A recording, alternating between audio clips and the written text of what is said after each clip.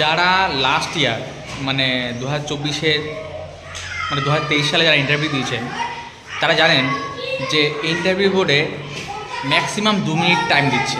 তার মধ্যেই যে ডেমো দিচ্ছেন সে ডেমোর মেন কন্টেন্ট যদি না ঢোকে মানে না আসে তাহলে কিন্তু থামিয়ে দেওয়ার পরে আর সেই মেন কন্টেন্টটা যদি না বুঝতে পারে যারা ইন্টারভিউ নিচ্ছেন তাদের কিন্তু ডেমোর নাম্বারটা কমে যাচ্ছে। অতএব অবশ্যই ডেমো যেটা দিচ্ছেন সেটার মেন কন্টেন্ট যেন 2 মিনিটের মধ্যে ঢুকে যায়।